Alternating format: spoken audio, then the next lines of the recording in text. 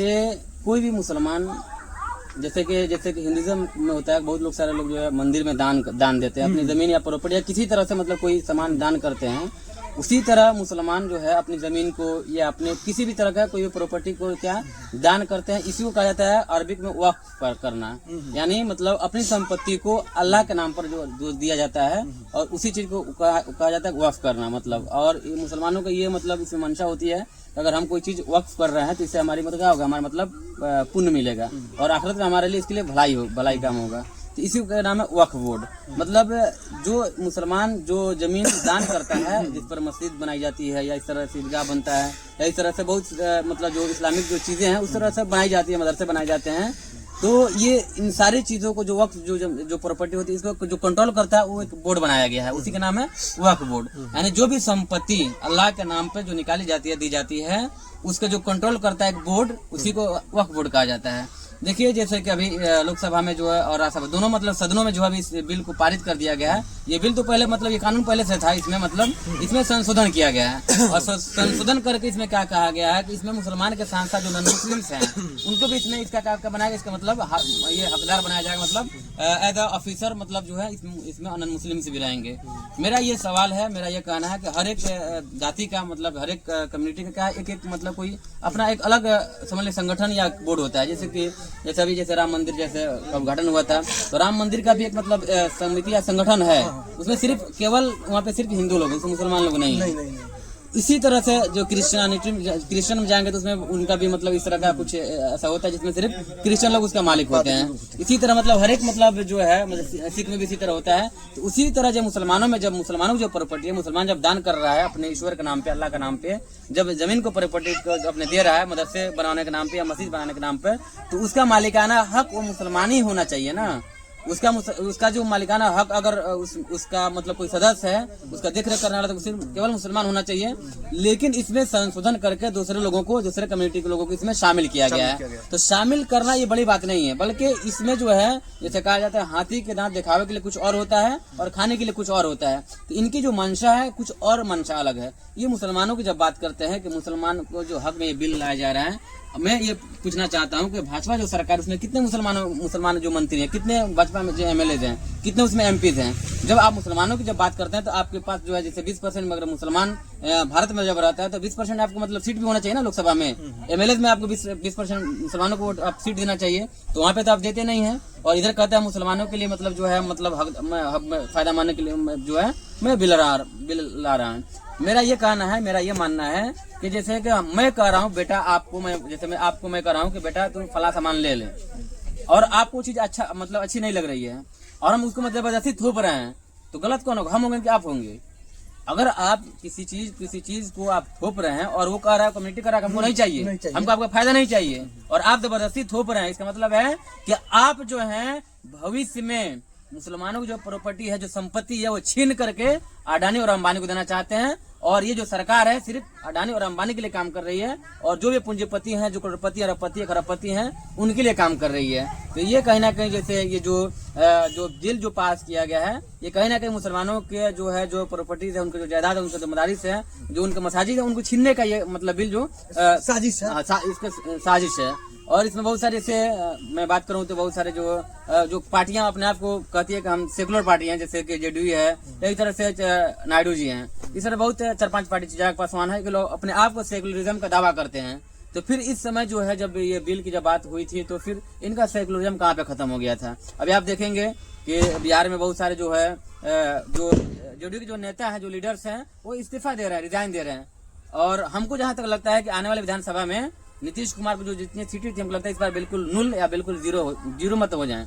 और नीतीश कुमार को अब लगता नहीं है कि सीट से मतलब है, अब लगता है वो भी थक ही चुके हैं। तो एक चीज को हम सरल भाषा में जानना चाहेंगे आपसे, जिस प्रकार हिंदू समाज में चाहे जैसे राम मंदिर का आप जिक्र किए, चाहे बड़ा बड़ा जो मंदिर है या ट्रस्ट है या मठ है, उसमें जो संपत्ति है उसका उत्तराधिकारी फिर हिंदू ही होता है, वो सरकार नहीं होता है।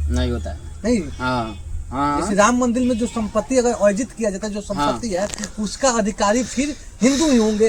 अगला उत्तराधिकारी में जो जैसे मठ है, मठ में भी कई हजार बीघा जमीन होता है, तो उसका उत्तराधिकारी फिर हिंदू ही होता है, उसका सरकार नहीं होता है कि किसी हम विधायक को चाहे मुख्यमंत्री को, मतलब उसको सरकारी संपत्ति नहीं घोषित किया जाता है, उसको धार्मिक संपत्ति घोषित किया जाता है और उस पर हिंदुओं का ही अधिकार रहता है, मुस्लिम क्रिश्चियन सिख का नहीं होता है।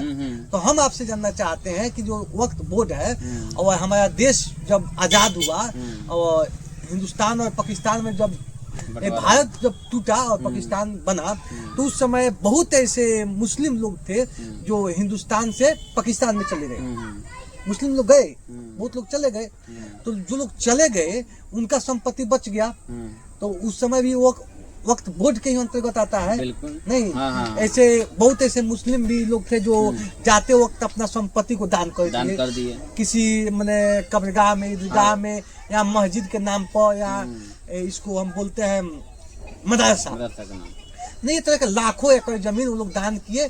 और इसके अंतर्गत जो आता है, तो क्या ये वक्त जो बोर्ड है, जो बिल पास हुआ है, इसके बाद इस संपत्ति का मैंने क्या अधिकार मुसलमानों से छीना जाएगा क्या? यही तो मैं पहले बताया हूँ कि हाथी के साथ देखने के लिए कुछ और, खाने के लिए कुछ और। ये तो मतलब कह रहा है कि किसी की संपत्ति छीनी नहीं जाएगी।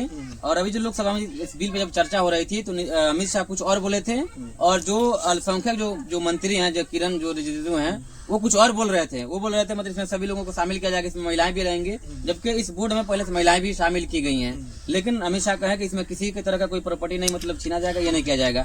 हालांकि आप देखेंगे कि मतलब आने वाले चंद सालों में जो है सरकार दावा करने लगी। जैसे अभी जो राम मंदिर जहाँ बना है, उसमें ये भी मतलब लिख दिया गया है, उसका मतलब इस क्लॉज को उसमें ऐड किया गया है। वहाँ पे अगर कोई जिला अधिकारी भी अगर आएगा वहाँ पे, अगर नॉन मुस्लिम होगा वहाँ पे, अगर मुसलमान अगर वहाँ पे होगा, तो उसका उसमें कोई हुकूमत नहीं चलेगा। कहाँ पे? राम मंदिर में जिला अधिकारी के बारे में बात की गई है। और यहाँ पे आप मुसलमानों की जो वक्फ की जो संपत्ति है, जो उसके बाप दादा ने वक्फ किया है, आप जो उसमें क्या करना चाहते हैं? आप चाहते हैं कि किसी तरह के उसको मतलब सरकारी संपत्ति बता करके आप जो है उसको हड़प लेंगे। बहुत सारे मस्जिदों के लोग क्या करेंगे, आने वाले इसमें तोड़ेंगे, बहुत सारे मदरसों को तोड़ेंगे, बहुत सारे ईदगाहों को तोड़ेंगे, खानकाहों को तोड़ेंगे, और कहेंगे मतलब उसमें करके। और इसमें देखिए, इसमें अधिकारी को अधिकारी बनाया गया है, और अधिकारी जो कहेगा इसमें मतलब एक बड़ा लेवल का अधिकारी होगा, उसकी बात ही मानी जाएगी। तो आप समझ सकते हैं कि जो मतलब जैसे अभी जो सीईओ अनु चौधरी जो सीईओ था, जिस तरह से बयान दिया था कि मतलब कि आपको जुमा नहीं पढ़ सकते, जुमा पढ़ाना था घर में रहने का जाने का, तो इसी तरह से दंगाई जो है ऑफिसर को उसमें शामिल करेगा, जो भाजपा माइंड होगा, जो आरएसएस का चट्टी छाप वाला होगा, आरएसएस का आदमी होगा, और उसको मतलब इसमें शामिल करके और इस तरह करके चाहेगा किसी तरह का हड़प ले मुसलमान संपत्ति। जब उस संपत्ति को सरकार छेड़छाड़ नहीं करेगी, तो इसको इतना मैंने राजनीतिकरण करने की क्या आवश्यकता है? उस संपत्ति को जब छेड़छाड़ नहीं किया जाएगा, तो फिर इस पर दिमाग खर्च करने की आवश्यकता क्या है? ऐसा तो नहीं था कि ये वक्त जो बोर्ड है, उसके जो बिल जो पास बोर्ड है, और उस कमेटी के जो सदस्य है, पहले से तो हिंदू नहीं थे, तो उनको हटाकर मुस्लिम को किया जा रहा है। ऐसा तो बात नहीं है। पहले इस बोर्ड के जो कमेटी है वो मुस्लिम ही है, मुस्लिम ही है, तो फिर इसमें छेड़छाड़ करने की तो कोई आवश्यकता नहीं है। हाँ, ये होता कि वक्त बोर्ड जो है और उसके कमेटी हिंदू लोग हैं, तो उसको हटाकर मुस्लिम को उसमें रखा जाता है। ये संशोधन किया जाना चाहिए, ये संशोधन होना चाहिए। उन्हें मानते हैं कि घर आपका है, मालिक दूसरा कोई कब उसको पारित किया जाएगा कि नहीं? एक चीज और भी देखिए, मालिक आप हुए हैं। एक चीज और उसमें देखिए ना, उसमें एक चीज और भी उस क्लॉज उसमें शामिल किया गया, उस क्लॉज में कि जो दान देने वाले होंगे वक्त में, वो केवल जो मुस्लिम होंगे, दान देने वाले केवल मुस्लिम होंगे, लेकिन उसके जो मतलब जो मालिक होंगे, जो उसको निगरानी करेंगे, जो कंट्रोल करेंगे, वो नॉन मुस्लिम भी हो सकते हैं। देखिए मतलब ये कितना दोलापनी मैंने कानून में संशोधन किया गया। जब अगर इस तरह आप मतलब नॉन मुस्लिम को उसमें कमेटी का सदस्य आप बना रहे हैं, तो नॉन मुस्लिम ही तो देता है ना, प्रॉपर्टी अपना जायदाद दे सकता है कि नहीं सकता है? तो बहुत सारा आप देख रहे हैं, बहुत सारे मुसलमान मंदिर बनाने के लिए दे देते हैं, बहुत सारे हिंदू जो है मस्जिद बनाने के लिए दान कर देते हैं। लेकिन इसमें यह कहा गया है कि इसमें जो है हिंदू लोग नहीं दे सकते दान, इसमें क्रिश्चियन नहीं दे सकते हैं, सिख नहीं दे सकते हैं, केवल मुसलमान ही इसमें वक्फ करेंगे, अपने जायदाद को देंगे। मालिक सब होंगे। तो दोहरी राजनीति हो रही है ना। मैंने ये जो भाजपा की जो षड्यंत्र है, और भाजपा जो बार बार इस बात को दावा करती है राष्ट्रवाद, नहीं लगता है कि राष्ट्रवाद का जूस केवल भाजपा पिए है। तो जो भाजपा के जो अपने कुर्सी के लिए जो राजनीति जो देश में हो रही है, इसका असर अभी नहीं लेकिन कल दिखाई देगा। ये जो भारत था वो अखंड भारत था। तो अंग्रेज जब आया सभी, तो जाते जाते मुझे इसको तोड़ने का जो साजिश किया, ये हिंदुस्तान को तोड़ दो, भारत को तोड़ो। जिस प्रकार भारत टूटा तो पाकिस्तान भी बन गया, बांग्लादेश भी बन गया, ऐसे तो कई देश बना है। लेकिन आजादी के बाद ये जो दोनों देश बने, तो भाजपा की जो मैंने इस षड्यंत्र है जो राजनीतिक है, हमको लगता है कि भाजपा आने वाले समय में हिंदू को भी कई भागों में तोड़ने का काम करेगी। बिल्कुल करेगी, तोड़ने का काम है।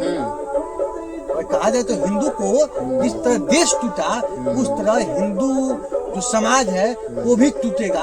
और टूटने का कारण और तोड़वाने वाला कोई और नहीं बल्कि आरएसएस है और भाजपा केवल कुर्सी के लिए कर रही है। तो आपको सर कैसा लगता है? जैसे अभी आरएसएस का बात किए हैं, किसी भी अच्छी काम में, किसी भी अच्छा काम में, कहीं पे किसी को पानी पिलाते हुए, किसी को मतलब अच्छा काम करते हुए आप एको को देखे हैं ऐसा लोगों को? कभी भी आज देखे हैं? जब भी अच्छा काम होगा तो लोग क्या करें, बिल में छुपे रहेंगे। आजादी की लड़ाई में इनका कोई भूमिका नहीं था, कोई भूमिका नहीं था। जैसे अभी आप जैसे बात बोल रहे हैं कि जैसे अभी बात कर रहे हैं, तो जैसे शायरी भी है कि आज तुम्हारी तो कल हमारी बारी है। ये आज एक मैं न्यूज में पढ़ा था, उसमें दिया था कितना एकड़, मतलब 54,000 ऐसा उससे ज्यादा का कुछ एकड़ था जो मंदिर की जो जगह थी सरकार अपने अंडर में ले ली। अब क्या कहोगे? और जब हमारी बारी थी तो आप बहुत हंसते थे, आपकी भी बारी तो आएगी ना। इसलिए यहाँ पे इंडिया में क्या हो रहा है कि सिर्फ मुसलमानों को जब सताया जा रहा है तो जो भी मतलब जैसे उस टाइप के जो लोग हैं वो मजाक उड़ाते हैं, हंसते हैं। और जब अपने में जब बारी आती है तो मतलब बहुत मजा आता है। बाबर के लोग बात करते हैं तो बाबर अपने बाबरनामा जो उसका जीवनी है उसमें खुद अपना बेटा को समझा कर लिखा है कि ये हिंदुओं की देश है नहीं।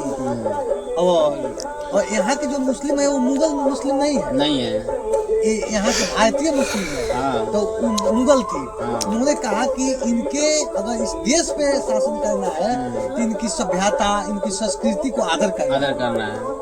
और आज कैसा कहा जा रहा है? और राजनीति का ध्रुवीकरण जो औरंगजेब का जो बात बतियाते हैं कि औरंगजेब बड़ा क्रूर था, तो कहने वाले को इतिहास भी तो तोड़ना चाहिए। वो 7 मंदिर तोड़ा था, लेकिन 100 से अधिक मंदिर बनवाया था। अब क्रूर था तो अपने मतलब पिता के साथ भी तो ऐसा किया था ना, आपको मालूम होना चाहिए। पिता खाते में भी किया था, अपने भाई के साथ भी ऐसा किया था। मतलब क्रूरता मतलब उसके मतलब उसका नियम था, कानून था, और उस कानून का वो पालन करता था। तो वो आज भी है और कल भी था। वो आज भी है और कल भी है। देखिए उसको कम सुन लीजिए, आज भी है और कल भी था। अशोक अपने पूरे भाइयों को मार दिया।